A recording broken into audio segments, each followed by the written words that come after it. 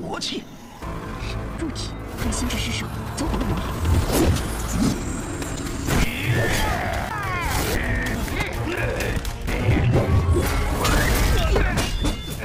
师兄， Pada episode sebelumnya, Pang Han memenangkan pertarungan atas Yin Shihai.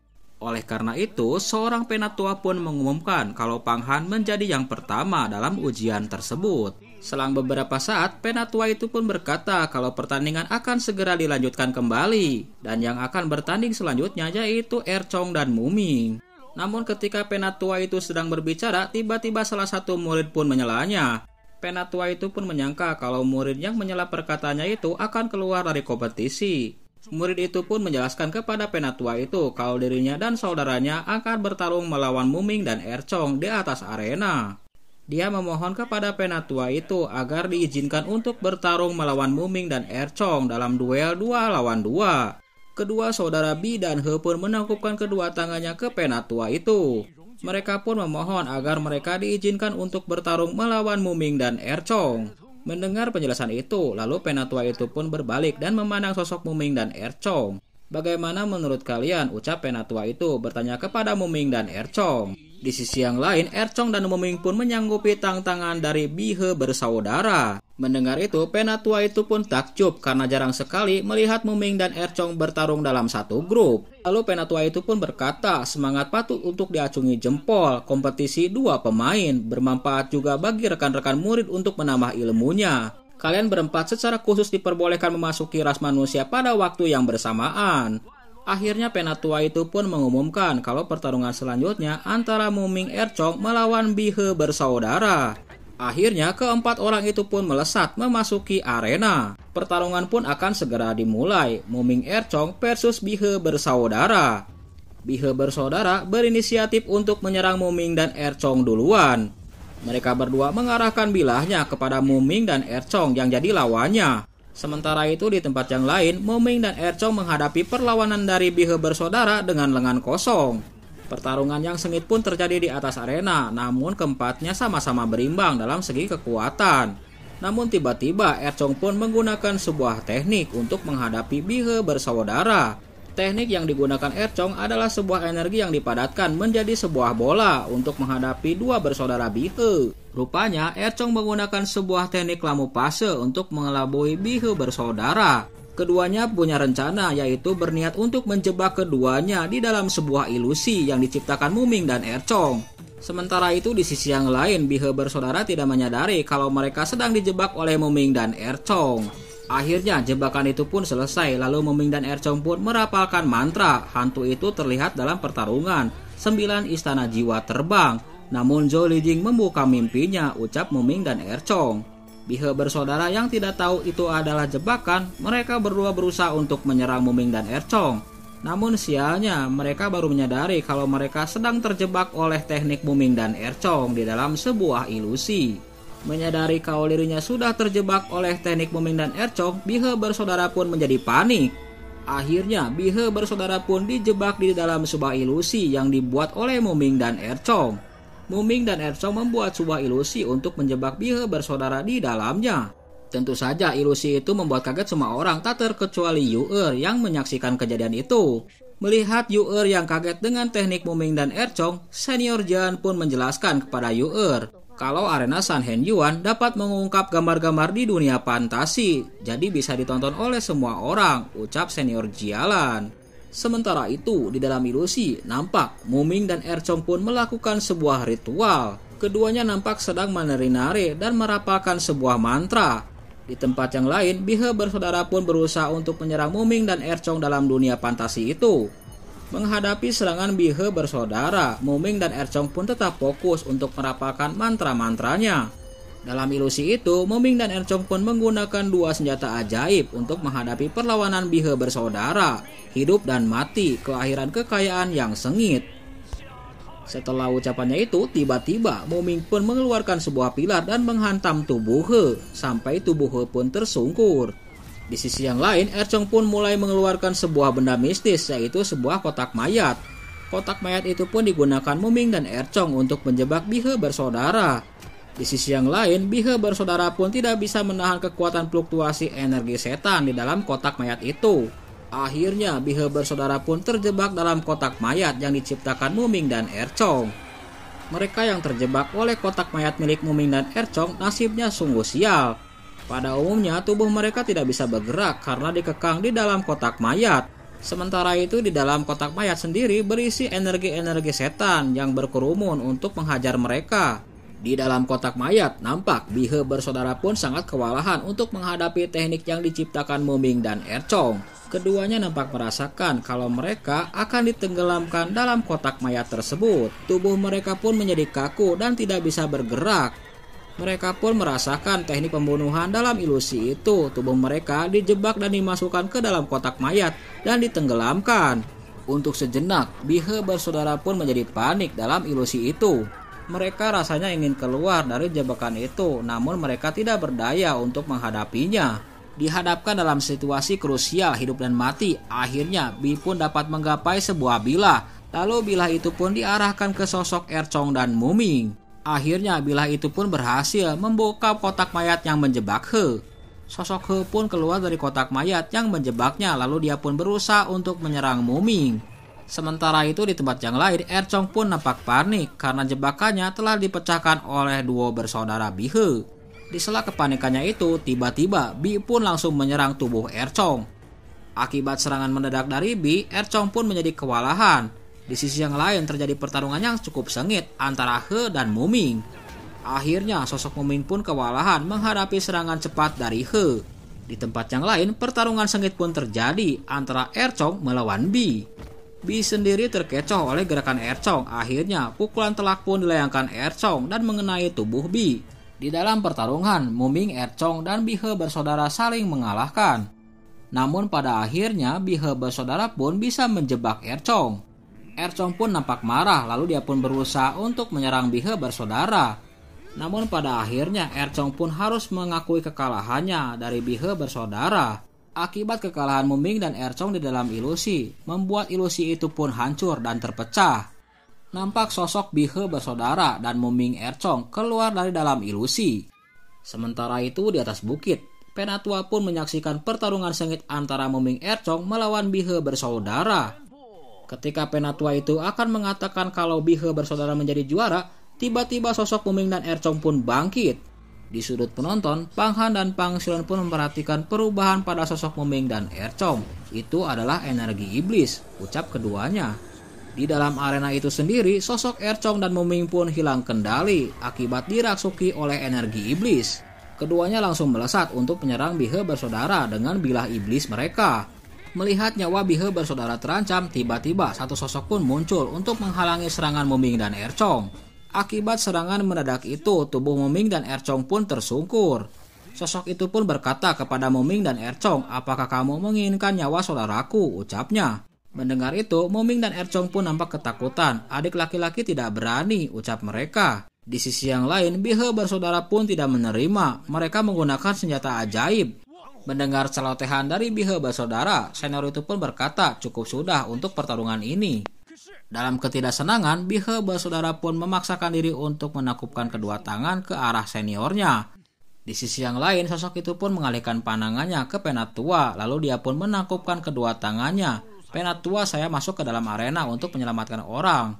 Aku tidak punya pilihan untuk menyelamatkan keduanya. Namun hal itu mengganggu jalannya pertandingan. Mintalah orang yang lebih tua untuk menghukumku."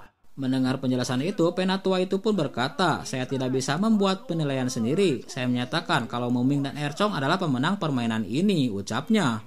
Di sisi yang lain, Muming Erchong pun nampak bahagia dengan keputusan itu. Namun ketua itu pun menjelaskan kepada Muming dan Erchong agar tidak berpuas diri. Senjata ajaib adalah pedang bermata dua. Kekuasaannya hanya bersifat dangkal. Namun jika Anda tidak berhati-hati, Anda akan hilang akal sehat, jatuh ke dalam jalan iblis, ucap ketua itu. Ketua itu pun menjelaskan tentang penggunaan senjata ajaib milik Muming dan Erchong sebaiknya digunakan sebaik mungkin agar tidak menjadi serangan balik. Di tempat yang lain, senior itu pun menasihati Bihe bersaudara, "Jangan berkecil hati kalian berdua, menang atau kalah adalah persoalan standar." Lalu dia pun memerintahkan keduanya untuk kembali ke puncak Shilong untuk berlatih. Dengan penuh keengganan, Bihel bersaudara pun menangkupkan kedua tangannya, lalu mereka pun keluar arena. Di tempat yang lain, Muming dan Erchong pun menarik sebuah bilah yang tertancap di lantai arena.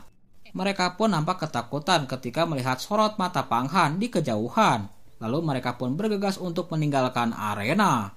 Akhirnya Erchong dan Muming pun sampai di tempat Yenantian berada, lalu keduanya pun menangkupkan kedua tangannya ke arah Yenantian. Keduanya meminta izin untuk pergi, namun niatnya itu dihalangi oleh Yenantian. Yenantian pun bertanya, "Dari mana kau dapatkan pisau ajaib itu?" ucapnya. "Saudara Ye, saat itu kami mengikuti Pang Han di gua setan bawah tanah, ditangkap dengan membunuh Bai Mu Fei." Mendengarkan penjelasan dari Muming, Yenantian pun tidak percaya. "Betapa ganasnya jenderal terbang berambut putih itu," ucapnya. "Hanya kalian berdua yang bisa mengalahkannya." Di samping Muming, Erchong pun menjelaskan kepada Yenantian, "Saudara Ye, saat itu beberapa jenderal terbang berambut putih sedang menyerang Pang Han. Lalu kami pun menyembunyikan keberadaan kami, memanfaatkan ketidaksiapan plot tunggal, melakukan gerakan rahasia." Di sampingnya, Muming pun mengaminkan perkataan dari Erchong dan meyakinkan kepada Yenantian. Setelah mendengarkan penjelasan Muming dan Erchong, akhirnya Yenantian pun mengizinkan keduanya untuk segera pergi meninggalkan tempat itu. Di atas arena, tetua mengumumkan pertandingan selanjutnya, yaitu Peng Qingwei yang akan melawan Xuan Tianfeng. Sementara itu di tempat penonton, Pang Han pun mengajak Feng Xiulin untuk bergegas meninggalkan tempat itu. Kepergian Pang Han dan Feng Xiulin itu tak luput dari pandangan Peng Qingwei, Yenantian, dan Yuan Jiankong. Melihat Pang Han dan Feng Xiulin pergi, Feng Qingwei pun mendengus dingin. Lalu Xin pun beralih ke sebuah tempat, yaitu kediaman Pang Han. Nampak malam itu cukup sepi, tidak ada aktivitas yang mencolok di kediaman Pang Han. Hanya terdengar suara jangkrik yang berbunyi krik-krik-krik-krik di luar kediaman.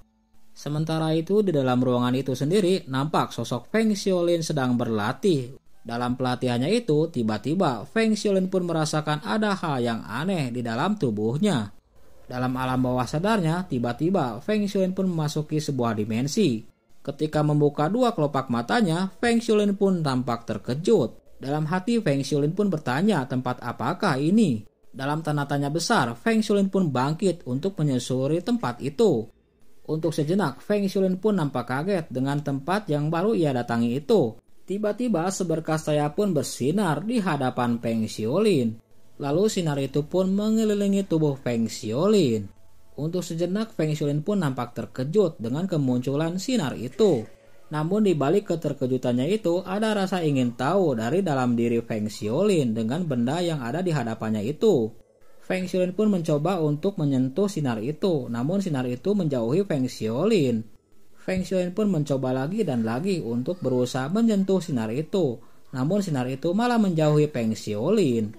Namun di sisi yang lain, Feng Xiulin pun merasakan ada hal yang familiar dalam sinar itu. Dia merasakan kalau sinar itu adalah bagian dari dirinya. Tiba-tiba sinar itu pun membawa Feng Xiulin ke sebuah tempat, di mana tempat itu ada sebuah cermin. Sinar itu pun lalu memasuki cermin dan nampaklah sosok Feng Xiulin di hadapannya. Feng Xiulin pun terkejut, cermin apa ini? Ucapnya. Setelah sinar itu memasuki cermin, tiba-tiba Feng Xiulin pun melihat sosok dirinya di dalam cermin. Untuk sejenak, Feng Xiulin pun nampak kaget dengan cerminan dirinya di dalam cermin. Feng Xiulin pun bergumam dalam hatinya, orang ini sangat mirip denganku. Refleks tangan dari Feng Xiulin pun menyentuh cermin. Untuk awalnya, dia pun ragu untuk menyentuh cermin itu. Namun Feng Xiulin pun memaksakan untuk menyentuh cermin itu. Namun sesuatu pun terjadi pada tubuh Feng Xiulin ketika lengannya menyentuh cermin itu. Sebuah energi yang cukup kuat pun memasuki lengan Feng Xiulin. Tiba-tiba kepala Feng Xiulin pun merasa sakit. Lalu dia pun mengingat kejadian masa lalunya. Dalam ingatannya itu terlihat sosok Pang Han dan sosok dirinya. Akibat memasuki ingatan itu, Feng Xiulin pun menjadi kaget. Siapa kamu sebenarnya? Ucap Feng Xiulin. Aku adalah Bibi Hong, ucap sosok di dalam cermin itu. Feng Xiulin pun bertanya, kenapa kamu mirip dengan aku? Apakah kamu adalah hantu yang berpura-pura? Ucapnya. Tanpa diduga, Feng Xiulin pun memecahkan cermin yang ada di hadapannya.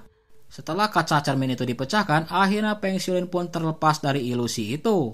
Untuk sejenak, Feng Xiulin pun nampak linglung dengan kejadian yang ia alami itu. Feng Xiulin pun menghela napas kalau ini adalah sebuah mimpi. Selang beberapa saat, akhirnya Feng Xiulin pun bangkit dari tempat duduknya. Lalu Feng Xiulin pun melangkahkan kakinya menuju sebuah meja. Tiba-tiba mata Feng Xiulin pun tertuju pada jendela luar. Untuk sejenak, Feng Xiulin pun mengamati beberapa benda yang ada di dalam ruangannya. Namun ketika matanya tertuju ke atas meja, tiba-tiba Feng Xiulin pun terkejut. Dia melihat sosok bayangan dirinya ada di sebuah cermin di hadapannya. Melihat cermin itu, Feng Xiulin pun berusaha untuk meraihnya dan mengamatinya. Tiba-tiba Feng Xiulin pun teringat kejadian yang lalu di mana sosok Yuan Jiangkong menanyakan perihal tentang dirinya. Pada waktu itu, sosok Yuan Jiangkong pun bertanya tentang putri berbaju merah kepada Feng Xiulin. Namun di samping Feng Xiulin, Pang Han mencegah pertanyaan dari Yuan Jiangkong. Feng Xiulin pun sempat bertanya kepada Pang Han tentang putri berbaju merah. Namun jawabannya lagi-lagi, Anda tidak perlu mengetahui hal-hal ini, ucap Pang Han waktu itu. Bahkan dalam ingatannya waktu itu, Pang Han sangat marah besar kepada dirinya. Pang Han pun mengatakan jika fisik Feng Xiulin tidak mirip dengan Hong Yi, maka sejak dulu Pang Han pun akan membunuh Feng Xiulin. Dalam hatinya, Feng Xiulin pun bergumam, ada banyak kebetulan di dunia ini. Aku benar-benar mirip dengannya. Setelah dipikir-pikir, tiba-tiba Feng Xiulin pun mempunyai sebuah ide. Dalam benaknya, Feng Xiulin pun berpikir untuk merayu sosok Pang Han. Dia mengambil kesempatan dengan dirinya yang mirip dengan teman lama Pang Han, yaitu Hong Yi. Feng Xiulin pun meraih cermin di hadapannya, lalu dia pun menggunakan sebuah trik manipulasi. Selang beberapa saat, akhirnya sosok Pang Han pun muncul di dalam cermin itu. Sementara itu, Xiulin sangat mengganggu kesadaran dari Pang Han. Beberapa kali, Feng Xiulin pun mencoba mengganggu hati dari Pang Han. Feng Xiulin pun terus menggali sosok yang ada di hati Pang Han. Feng Xiulin terus mendekati Pang Han dan membisikkan kata-kata ke dalam diri Pang Han. Di sela ucapan magic yang dikeluarkan oleh mulut Feng Xiulin, tiba-tiba lengan Feng Xiulin pun merabat tubuh bidang dari Pang Han. Feng Xiulin pun mencoba untuk memasukkan kata-kata rayuan mautnya kepada diri Pang Han. Untuk sejenak, pemikiran dari Pang Han pun terpengaruhi oleh sosok Feng Xiulin. Feng Xiulin pun mencoba mendekapkan tubuhnya ke tubuh Pang Han. Lalu dia pun berkata, jantungmu berdetak sangat kencang. Mengapa kamu tidak membuka matamu dan melihat? Tiba-tiba, Feng Xiulin pun menjatuhkan dirinya ke pelukan Pang Han yang ada di hadapannya. Dalam ketidaksadarannya, Pang Han pun mencoba untuk meraih tubuh Feng Xiulin dan memeluknya. Sementara itu, di sisi yang lain, Feng Xiulin pun mencoba meraba wajah Pang Han. Namun Pang Han pun mencoba untuk menyadarkan pikirannya dari masa lalunya. Akhirnya, Pang Han pun tersedar dari ilusi yang diciptakan oleh Feng Xiulin. Namun tiba-tiba, Pang Han pun kaget melihat sosok Feng Xiulin ada di pangkuannya. Lalu dia pun mencoba melemparkan Feng Xiulin. Di sisi yang lain, Feng Xiulin pun mencoba merayu lagi Pang Han. Pang Han pun nampak marah kepada Feng Xiulin. Beraninya kamu menggunakan kekuatan sihir kepadaku, ucapnya. Saya hanya menggunakan teknik api ajaib, bukannya aku ingin menyakitimu. Kenapa kamu sangat marah? Apakah kamu tidak menyukainya? Ucap Feng Xiulin. Mendengar perkataan itu, Pang Han pun menjadi marah, lalu dia pun menghukum Feng Xiulin. Aku hanya ingin tahu saja kenapa kamu memenjarakanku, ucap Feng Xiulin. Apa tujuan sebenarnya? Pang Han pun menjawab, bekerja dengan ketenangan pikiran. Anda tentu akan mengetahuinya pasti nanti, ucap Pang Han. Dan harus kau ingat, berhentilah bersikap terlalu percaya diri di depanku, ucap Pang Han. Cepat keluarlah, ucapnya. Mendengar bentakan dari Pang Han, akhirnya Feng Xiulin pun keluar dari kediaman Pang Han. Di sela kepergian Feng Xiulin, tiba-tiba Pang Han pun melihat pedang Hong Yi yang bersinar. Melihat sinar dari pedang itu, Pang Han pun mencoba untuk mendekatinya, lalu dia pun meraih pedang milik Hong Yi. Apakah pedang Kang Zuang milik Hong Yi bersinar? Ucap Pang Han. Setelah ucapannya itu, tiba-tiba sosok Yara pun muncul di hadapan Pang Han. Pang Han pun berkata, pedang ini mengingatkanku pada apa ya? Ucap Pang Han. Apakah karena Feng Xiulin? Ucapnya. Tiba-tiba Pang Han pun termenung. Pedang ini adalah milik pribadi Hong Yi. Jejak pakaian merah masih tersisa di dalamnya.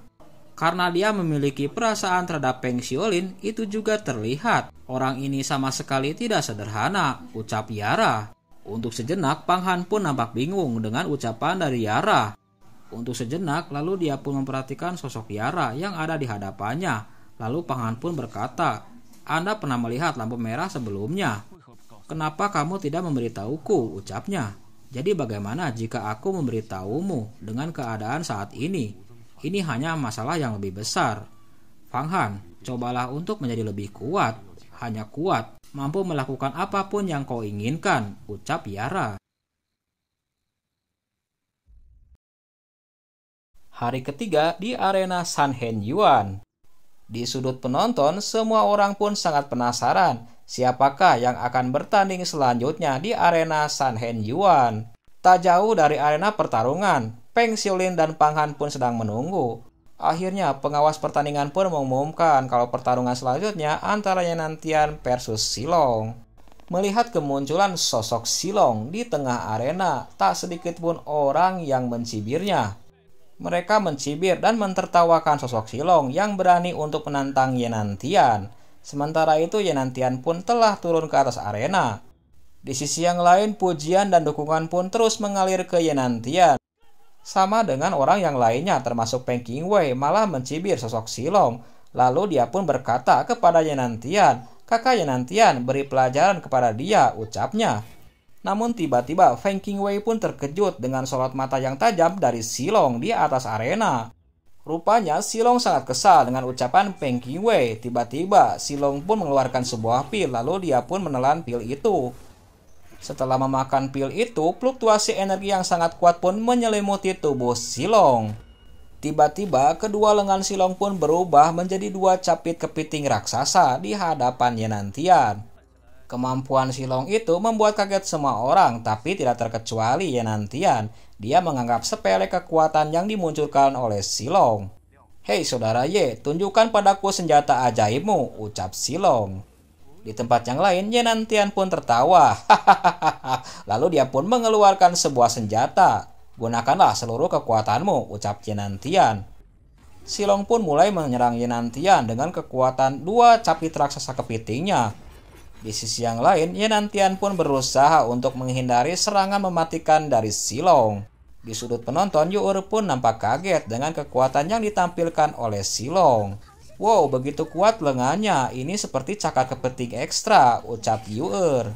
Di samping Yu-er, Long Xuan pun menjelaskan kalau itu adalah Nambo Wangzu, adalah raja dari lautan dalam.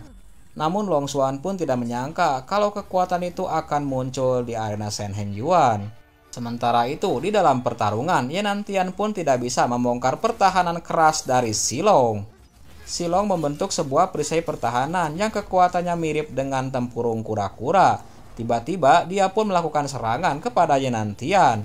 Serangan yang dilakukan oleh Silong cukup cepat dan kuat sehingga membuat Yenantian pun kewalahan. Di sisi yang lain, Silong pun mulai mengeluarkan avatar jurus ular. Tak mau kalah dari Silong, akhirnya Yenantian pun mengeluarkan sebuah jurus, yaitu sebuah bangau emas di hadapan semua orang. Rupanya Yenantian berhasil menerobos tinju 10.000 binatang. Di atas arena, Silong pun mulai agresif untuk menyerang Yenantian dengan kekuatan dua capit kepitingnya. Namun hal yang tidak diduga oleh Silong, sebuah telapak tangan Yenantian berhasil memukul perutnya.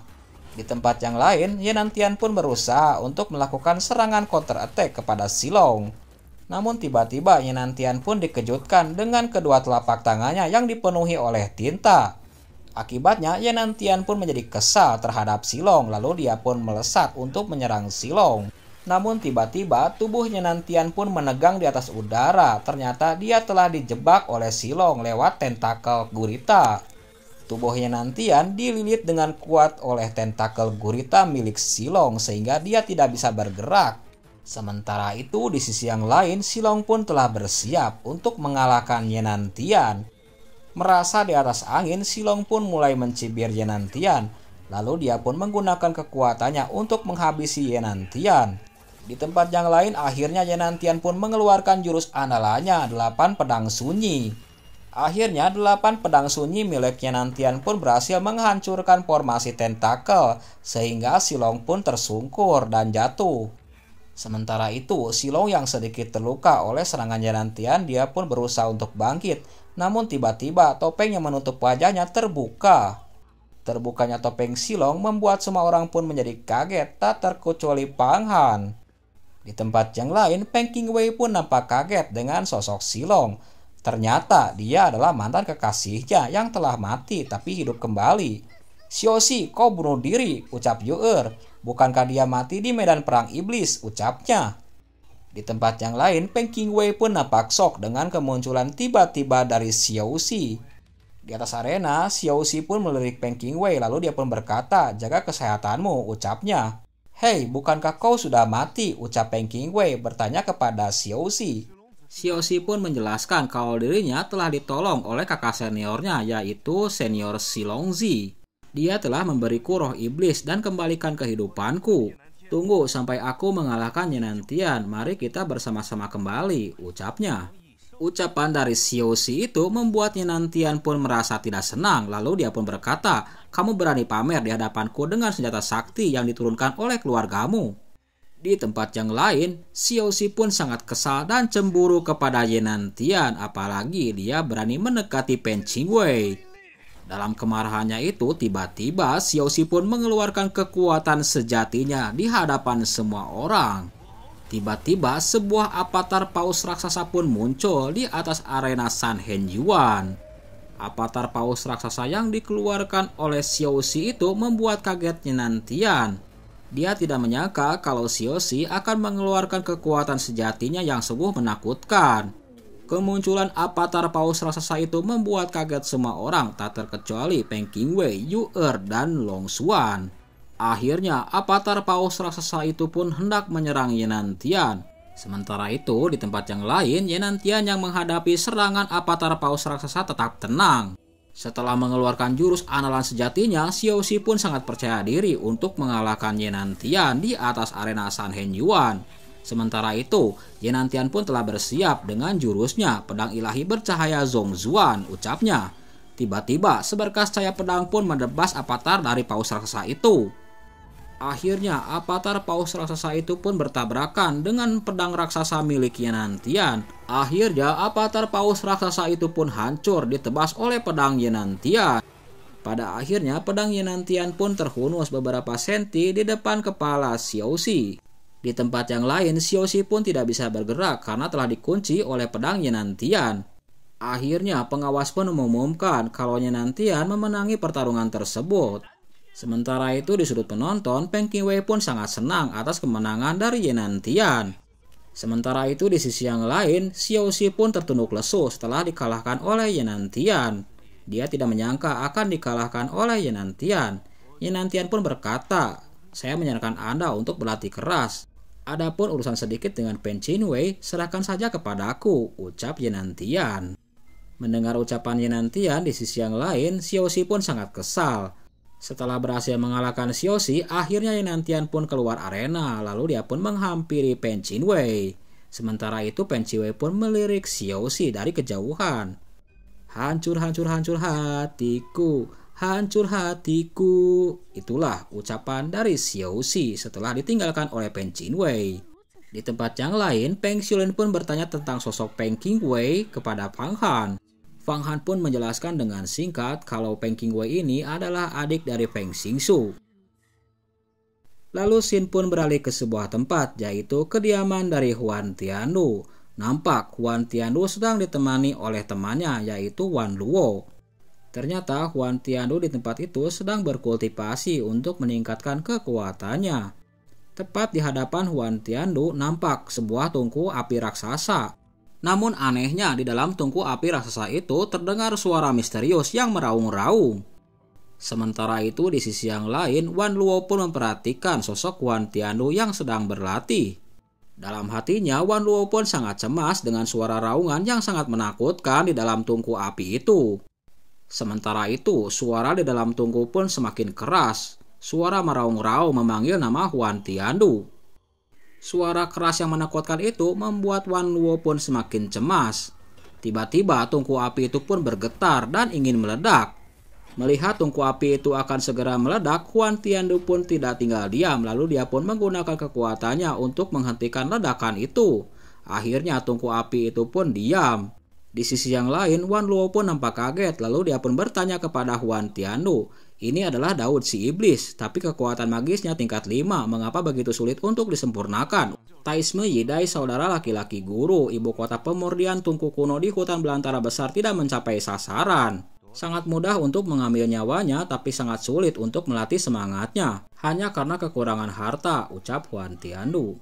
Harta karun bumi, mata air kuning, ucap Wan Luo. Itu sangat benar, ucap Huan Tiandu. Lalu dia pun menjelaskan, air ini dapat mengubah semangat juang, korosi terhadap jiwa. Namun sayang sekali, sungai Huangquan tidak ada di sini. Dia secara paksa dimurnikan dan dimasukkan ke dalam bumi oleh Kaisar Huangquan. Mulai sekarang di surga dan bumi, tidak akan sulit lagi menemukan jejak air dari Huangquan, ucap Huan Tiandu. Kini gambaran penyerahan diri kepada dunia bawah telah muncul kembali di dunia. Mendengar Feng Qingshu adalah orang terakhir yang melihat gambar Huangquan. Akalkan itu, ucap Wan Luo. Jika benar Feng Qingshu mendapatkan foto Huangquan, itu juga kesempatannya. Selama dia tetap aman, jangan khawatirkan dia, ucap Huan Tiandu. Sejak Feng Qingshu dipromosikan menjadi penerus sejati, kepala sekolah semakin memperlakukannya dengan istimewa, tersembunyi di balik bayang-bayang 5 murid sejati kami. Kami bertarung satu sama dengan yang lainnya. Terlebih lagi, murid-muridnya sangat berani menentang kami, ucap Wan Luo. Wan Luo pun mulai mengingatkan Huan Tiandu agar bertindak tegas. Suatu saat mereka akan menjadi bahaya bagi sekte Yuhua, ucapnya. Huan Tiandu pun mengatakan kepada Wan Luo kalau dirinya telah mengetahui segala sesuatu yang terjadi di sekte Yuhua. Lalu dia pun mengingatkan Wan Luo agar tidak terlalu khawatir dengan apa yang terjadi di sekte Yuhua. Dunia Xuanghuang saat ini sedang mengalami perubahan yang sangat cepat. Denyut ajaib akan segera bergerak. Penampilan keluarga Tao abadi selaras dengan semangatnya. Yang harus saya pertimbangkan adalah aku dan Huaman. Bagaimana cara bertahan dalam pertempuran yang akan datang antara makhluk abadi dan yang lainnya. Bertahan dan berkembang. Untuk sejenak, Wan Luo pun nampak terkesima dengan penjelasan dari Huan Tiandu. Lalu dia pun menangkupkan kedua tangannya. Aku juga meminta kakak laki-lakiku yang bertindak untuk mengklarifikasi keraguanku, ucap Wan Luo. Pekerjaan ini telah diambil sebagai pejabat kepala sekolah. Usulkan aliansi dengan tabib istana. Perang antara makhluk abadi dan iblis masa-masa kekacauan, saatnya membalas kembali gerbang batu abadi, ucap Huan Tiandu. Bencana ini adalah takdir bagi sekte Yuhua saya, ucapnya. Wan Luo pun nampak senang, lalu dia pun berkata, terima kasih guru senior atas pandangan Anda ke masa depan. Membuat Wan Luo sedikit takut akan melihatnya. Akhirnya Wan Luo pun pamit kepada Huan Tiandu untuk segera meninggalkan tempat itu. Lalu Xin pun beralih ke sebuah tempat, yaitu kediaman Pang Han. Nampak malam itu begitu sunyi di kediaman Pang Han. Namun di balik kesunyian kediaman Pang Han tersebut, nampak sosok Pang Han sedang berkultivasi untuk meningkatkan kekuatannya. Sementara itu di dalam lukisan Huangquan, nampak sosok Peng Xiaolin dan Nagayala. Rupanya Peng Xiaolin berniat untuk bertemu dengan Nagayala, meminta penjelasan akan sesuatu. Yanlah, cepat ceritakan padaku tentang sosok Hong Yi itu, ucap Peng Xiaolin. Hei, apakah kamu tidak mendengarkan aku berbicara denganmu? Ucap Peng Xiaolin kesar kepada Yala.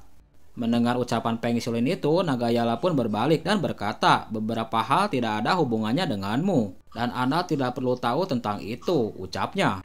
Sementara itu di sisi yang lain, Peng Xiaolin yang mendengarkan penjelasan dari Nagayala nampak kesal. Tiba-tiba, Peng Xiaolin pun mengatakan sesuatu yang mengejutkan Nagayala tentang buku Kaisar, ucapnya.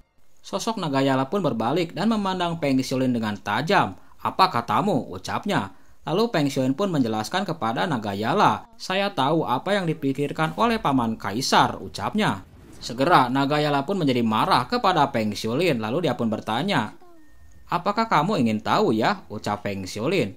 Kondisi apa yang kamu miliki? Ucap Nagayala. Biarkan saya pergi, ucap Peng Xiaolin. Itu tidak mungkin, ucap Nagayala. Sikap dari Nagayala itu membuat Peng Xiaolin pun mendengus. Lalu dia pun berkata kepada Nagayala, Anda sangat setia kepada sosok Pang Han ini. Jika Anda mendapatkan paman Kaisar, Anda mungkin menjadi peri. Aku tidak akan membiarkanmu melepaskanku bahkan dengan kesempatan ini, ucap Peng Xiaolin. Itu hanya angan-angan bagimu untuk ingin pergi dari sini. Saya menyarankan Anda untuk tidak menyia-nyiakan usaha Anda, ucap Nagayala. Kalau begitu, ceritakan padaku tentang Hong Yi. Saya akan memberitahumu akan ada yang terjadi dengan buku Kaisar itu, ucap Peng Xiaolin. Kaisar Huangquan menghabiskan waktu bertahun-tahun di dalam penjara. Keberadaan paman kaisar belum ditemukan. Anda hanyalah asura hebat dengan kekuatan supernatural tingkat pertama. Bagaimana Anda tahu? Hal paling rahasia di dunia, ucap Nagayala bertanya kepada sosok Feng Xiolin. Di sisi yang lain, Feng Xiolin pun menjawab pertanyaan dari Nagayala, lalu dia pun berkata, Anda tidak perlu khawatir bagaimana saya mengetahuinya selama saya mengatakannya. Anda secara alami mengetahui kebenaran dan kepalsuan, ucap Feng Xiolin.